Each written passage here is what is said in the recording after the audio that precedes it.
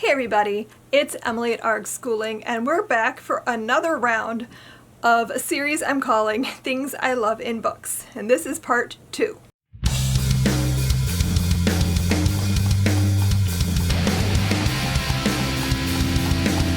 So I think it was either a month or maybe 2 months ago I did the first video in this series, where I'm basically just like talking about specific things that I love in books and then giving some recommendations that like fulfill that thing that I love. If you want to check that video out, I will link it for you somewhere. So today I want to do part 2. Again, 3 things that we're going to focus on. And the first one I want to talk about is books about really interesting families or family dynamics. I just really like reading about families, especially if they're messy, because I don't know, it makes me feel like my family's maybe not the messiest, because there's always something messier. But it doesn't always have to be messy. There are books that I've loved that have really great families, like really strong family dynamics. And I love reading that too, because that is what I always wished for. So it's sort of a wish fulfillment, like what's it like to have that? So anyway, I'm making it sound like my family is horrendous. It's not. It's just, you know, the typical messy family stuff. But anyway, let's get into the books. So the first book I want to talk about that would fit this is Pachinko by Min Jin Lee. I read this a few years ago and absolutely loved it. This is a multi-generational family saga following a Korean family who are living in Japan.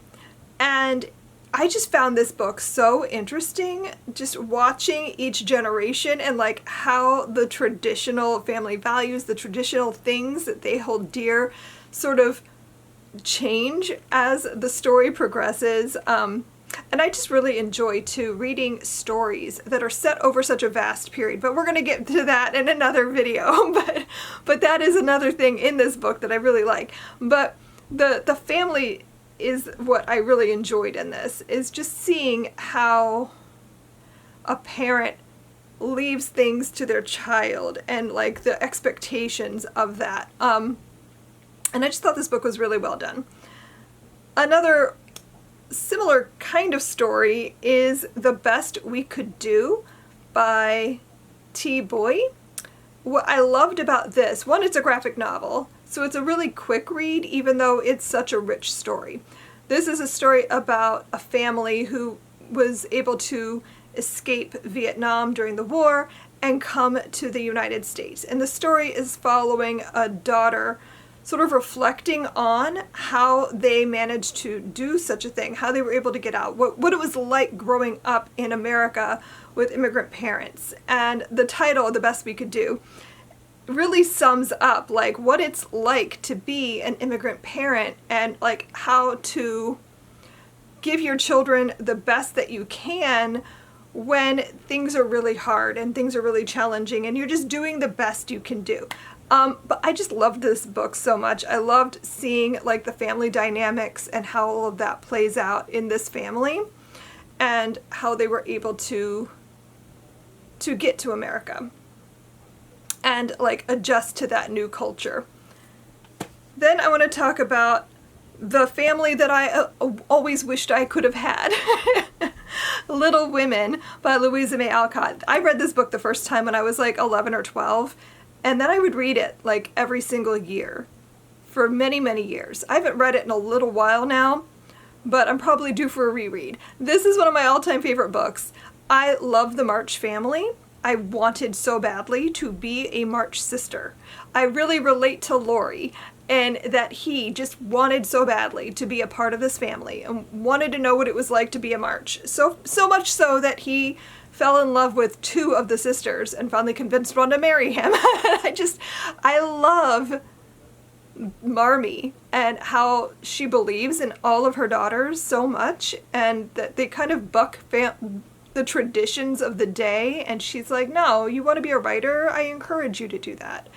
And you don't want to be a mother? You know, that's fine too. Like, I just love that she's willing to see the person instead of just, you know, you're a girl, this is what's available to you. Then for a little bit of a wackier kind of family.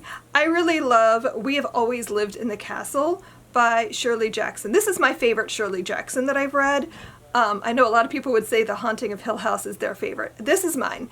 I love this story so much. I love the weirdness of it, where you don't really know what's happening because Mary Cat is such an unreliable narrator, and it just gets like more strange the more the story goes on, and you start to like peel away what might be really happening in this book, like what actually happened to this family, that the whole town hates them, that they are seen as outcasts. And like I just really enjoy Mary Cat as a narrator. I really enjoy the weirdness of this book and like the darkness underlying, like trying to figure out what's happening. And then I also want to talk about How to Sell a Haunted House by Grady Hendrix, because this is really the one that inspired me to add this topic, because this book, I loved it so much. But the brother-sister dynamic in this, I think, is what really spoke to me, because I feel like this was me and my brother. Like, I could definitely relate to that. We have that weird relationship where we hated each other growing up. We're sort of friendly now, but like at any minute something could happen to turn into that. Like, I can see it. And I really related to their dynamic, and watching them grapple with like, what are we going to do now that our parents are gone and we are left with this mess to clean up? Like, what do we do? So I just, this book was so good though. Like, if you want to read it's not even a haunted house book. Like, it's billed as that, but it's not. This is more of a haunted family book. Like, haunted families, that is something that I really enjoyed about this book, was that it's not what you expect it to be. And then the deeper you get into the story, like the more you unravel about why their family is the way they are. And then the last one in this category, I promise, I know I could go on all day. I have so many books I could have put into this category, but the last one I'll talk about is A Headful of Ghosts by Paul Tremblay. Several of his books I feel could fit into this, but this one is what I put here. This is a story about sisters, and something weird that happened to one of the sisters when they were children. And you never really fully understand, or you never fully get what happened exactly in this book, but the way it's told, you're only hearing about it from the perspective of a podcaster and the younger sister who is witnessing what's happening. And all I'll say is it's supposed to be a possession story, sort of, in which like something weird is going on with the older daughter. The parents don't really know what to do. They try to bring in help, and it turns into, let's make a reality show about this exorcism we're going to do on your daughter. But is she possessed? Is there some kind of mental illness going on? Like, what is happening here? And it's just very strange. A bit of an ambiguous ending, so I'll put that warning if you want to pick this up. It's really good, and I think it's definitely worth it. But it is ambiguous. You don't really get a clear answer as to what was going on here. But the story is really focusing on the sister relationship, and that is what I loved about this book. Okay, moving on to a new category so that I don't just gush all day about books about families. The next one I want to talk about is something that, I don't know, I've only recently realized this is a thing that I love, and that is cozy sci-fi. I've always enjoyed science fiction. I don't really enjoy a lot of the harder science fiction, like the space opera-y kind of thing. It doesn't generally work for me, but what I do love is cozy sci-fi.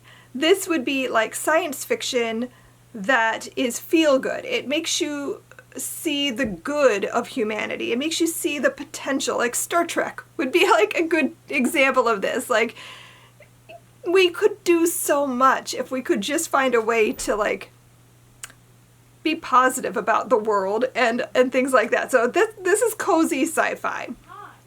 And the first book, the book that really made me like realize that this was a thing I love in books, is Project Hail Mary by Andy Weir. I've gushed about this book a lot on my channel, so I'm not going to go in depth here, but I loved this book so much, and I don't really want to talk too much about the plot because I feel like the less you know going in, the better it is, but Andy Weir is great at man is trapped alone in space. Or is he? This is a story about a man who is waking up in space. He does not know why he's there. He cannot remember how he even got here. And you're kind of piecing it together with him as his memories start to come back as to what's happening. And it's just a really great story. Like, Andy Weir is so good at this specific thing. And this is probably one of my all-time favorite science fiction books ever. And everyone should read it. And if you read it, I highly recommend the audiobook. It is phenomenal. The next book I want to talk about, actually the next two books I want to talk about, are from the same author. The Long Way to a Small Angry Planet by Becky Chambers, and A Psalm for the Wild Built, also by Becky Chambers. These two books, I've never finished the Wayfarer, I think it's the Wayfarers, is that what it's called? The series? I haven't finished that yet. I've only read the first book because I loved it so much and I'm kind of nervous going into sequels, like will it be as good? So I don't know. I haven't continued it yet, but I loved the first book a lot. This book reminded me so much of Firefly, which is my favorite science fiction TV series. Mostly in just the crew. This is not a book with a lot of plot. This is really a get to know everybody on this ship kind of a story. We see this character getting on a spacecraft for the first time and leaving Earth and going on this journey. She's got a new job with this crew and she's meeting the crew and you're getting to know them and like how they operate. There is like a very, very small plot about going to this specific planet and like they dig wormholes in space or something like that. I don't even remember the details. What I remember is the group of characters you meet on this ship. Like I said, it's very reminiscent of Firefly, which is a very character-based show where they do go on adventures and do things, but like you're really in it because you love the characters. And that is what this book is to me. Like, so many great characters. They're all from different places, different beings. Like, some of them are aliens, some of them are human. And it's just the dynamics of this crew is what makes this book great. And then A Psalm for the Wild Built is a very different kind of story.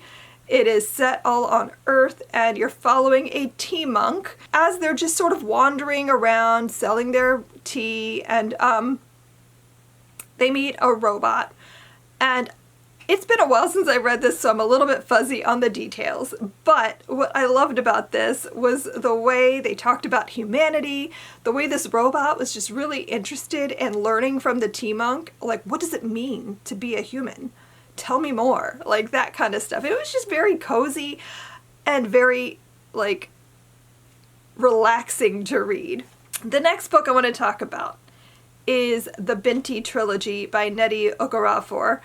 This is one of my absolute favorite, like, science fiction stories. The world building in this is so rich and like, it's vivid. You can see everything and it's so neat. Like, it's so very cool. This is a story about a girl named Binty who is leaving home for the first time. Like, her people live in Africa, and I don't remember specifically where. I think Nigeria. And like they don't leave Earth. Like, they are very much like attached to the land, so much so that they coat their skin in the earth.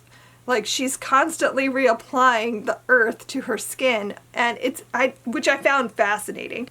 And so she's leaving for the first time to go to this university in space. She's been accepted. It's very like hard to get into, and she wants to go and study and find her place in this world outside of her people. And things happen along the way. But like, the dynamics of the characters interacting and like these different beings and how like she keeps changing throughout the course of the story. But the world building is some of the best world building I think I've ever read. It's just brilliant. And I feel like this is such an underrated series that I just want everyone to pick up. And finally, how could I talk about cozy sci-fi without mentioning The Hitchhiker's Guide to the Galaxy? Like, this is one of my favorite books. I know I keep saying that, but this is one of my favorite books, especially to read with my kids. I feel like we quote it a lot. We talk, like, a lot of our inside jokes are from this book. And it's just such a silly, goofy story, but also just like really cozy and relaxing to read about Arthur Dent going on this wild adventure through space that he does not want to be on. And like, it's just so, it's a classic. Okay, the last category I'm going to talk about today is girls in science. I don't even know why this speaks to me so much, because I am not a girl in science. Like, I love science theoretically. I like reading about it. I like thinking about it. I can't do the science though. Like, that is a little beyond me. But I love reading about like girls doing science that like, especially if it's typically like something men would be doing. So kicking this off with one of my favorites, Anatomy: A Love Story by Dana Schwartz, is excellent. This is a book about a girl named Hazel who wants to be a surgeon. But it's like 1800s Edinburgh, and it is not the thing that girls are meant to do.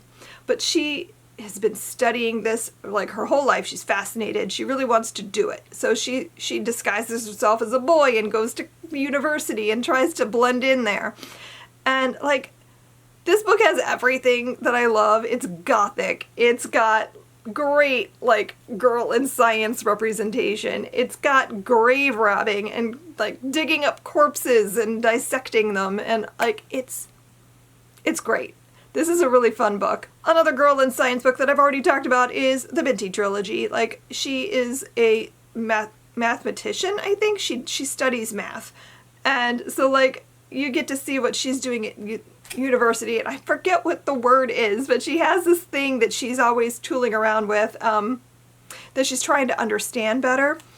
And it's a big part of the story. I can't think of what it's called though, but like there's a lot of like girl doing science, or math, I guess in this case, in this book. The Long Way to a Small Angry Planet also is a great representation of girls in science. I mean, you've got lots of female characters that are in space doing spacey things, and like, it's just like, I don't know, another great option for a girl in science book. Then I want to talk about Atomic Anna by Rachel Barenbaum. This is one I read earlier this year, and we're following a character who is time traveling and trying to stop the Chernobyl disaster from happening. And there's like, it's a multi-generational story, so it's confusing to talk about. I did a whole live show with Tanya discussing it because we read this for book club, if you want to go check that out. But like, it's a story about family, so it would also fit the